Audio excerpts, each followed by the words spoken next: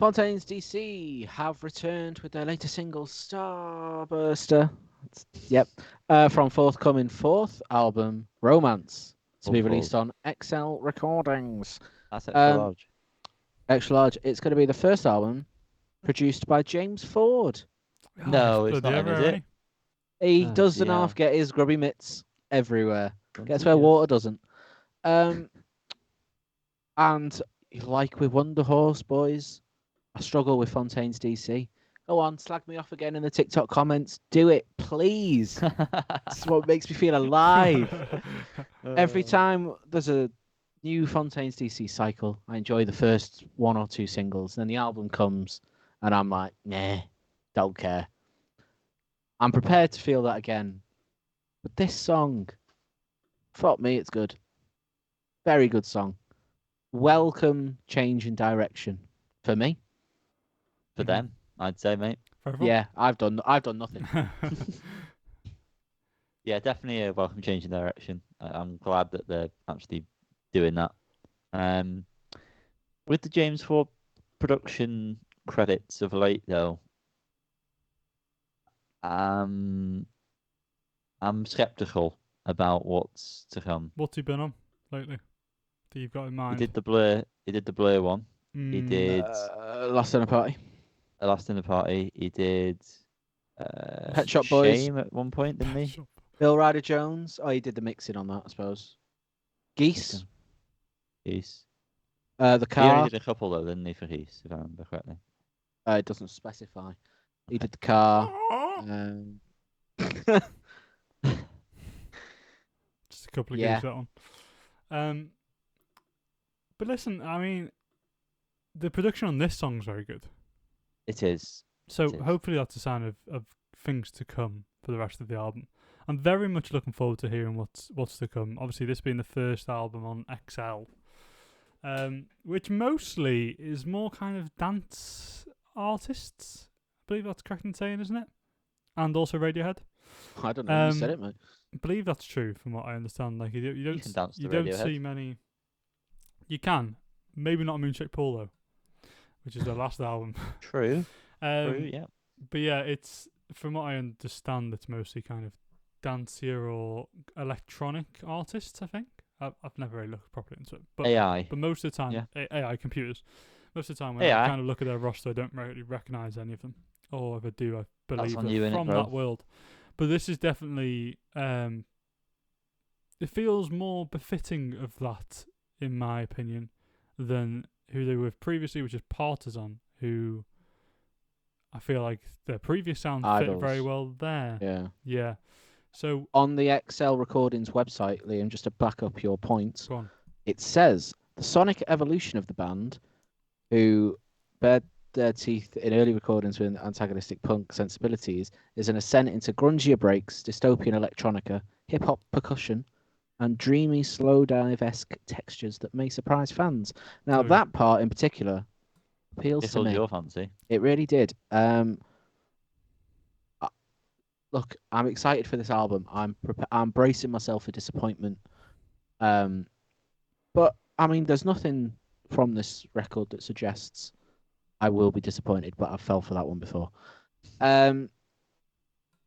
I mean, Liam, I'd say you're probably the most familiar with Fontaines DC out of the three of us. Yeah.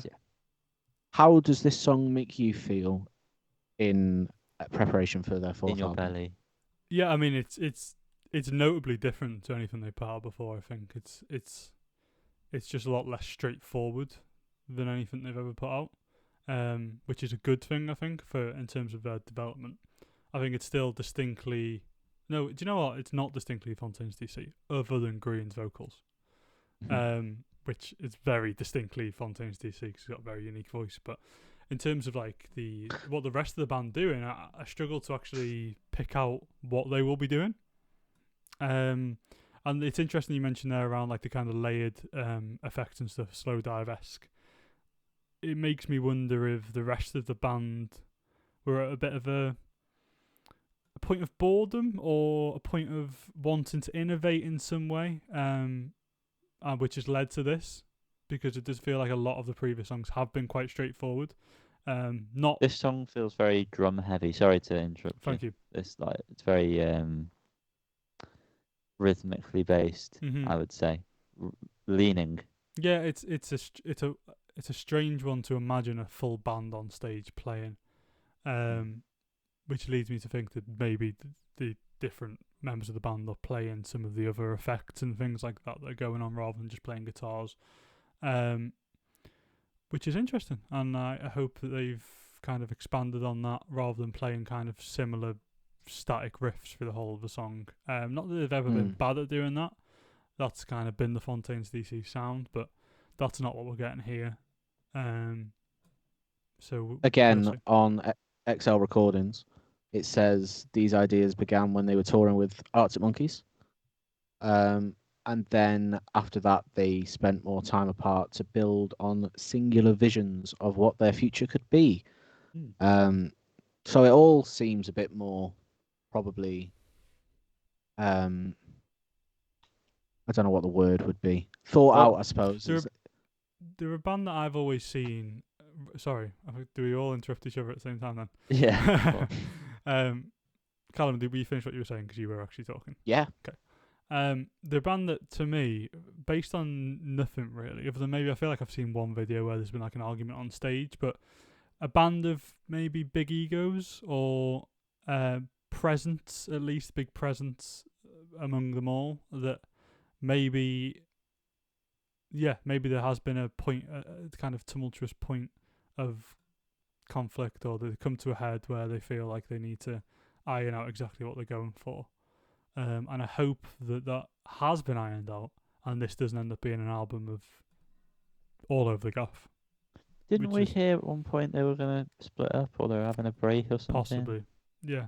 Anyway, from what you said there, Cal, about them going away and thinking about their own version of the band that they're wanting, I hope the album is varied, because for me the problem is, especially in the last album anyway, because that's the only one I'm probably listening to, it got to a point where I was just like, I'm sick of hearing what sounds like very similar ideas, because his voice, as well as it suits the songs, it's very drony at times and can just sort of make you a bit bored. It's probably the bad word to use, but that's the only way I can think of. I said the other day in the group chat that when this song first came out, his voice was stopping me from loving the song, and I have got past that, but it's always been a thing for me. It's not necessarily bad, it's just so, I don't know if inaccessible is the word, but that is what I mean. It's not it always makes me feel a bit uneasy, which I'm sure is what he's going for, but it's never enjoyable for me to sit and listen to them, other than the few tunes that I do genuinely really like. But I don't know, maybe that'll change. It's been a good time for me lately to get into bands that I've not necessarily liked. So maybe it'll happen with Fontaines DC, but I don't have the desire to go back and listen to the earlier records in full. Out of interest, have either of you really spent any time over Hero's Death? Because from my memory and flicking through the song list, the music is more varied than Skinty Fear, which I think was quite kind of one note musically, setting the vocals aside. I think Hero's Death might be a little bit more interesting if you cared to try. I'm a big fan of the title track, and I think that's as far as I've gone on that record. I'd say there are better songs on that album, so I'd give it a go. Oh, right, maybe we'll see. Anyway, that's been our review of the new Fontaines DC song, Starburster. Slapper. Slapper. I feel like we barely talked about the actual song, other than the kind of politics around it all. I mean, it's a good song. It's I think we did. Like I said, it feels very drum focused, rhythmic. Like I said before, very anxious. Very anxious. I mean, again, I don't want to just keep bloody paraphrasing the website, but apparently it was written after Grian had a panic attack in St. Pancras Station, and my God, has he translated that to music very well? Yes. Yes. Yeah. yeah, the breathing between the lines on the chorus. That's Yeah. a good idea, a good artistic statement. I think I the think that's there sorry, is the panic attack situation, kind of like, kind of sense of it maybe. definitely. And then you've got that kind of that orchestral break towards the end of the song where it opens up, and then it comes back, and like the bass is even deeper at that point. I don't know if it's just I'm making it up because of the break, but it feels like when it comes back in, there's an extra level to the bass that really hits hard, which is pretty cool. Yeah, it's a pretty cool song, and the music video is very weird. Mm. I don't really watch music videos much, but this one was Worth watching. strange. Yes, very much so. So for the second time, thanks for watching this this review. If you like it, then well, if you like the review, like the video, so we know that. Comment down below what you think. Subscribe, ding as many bells as you want, as long as it's not interfering with anyone else's live. Then go ahead. Yep. Love you. No star. I love you. I love you.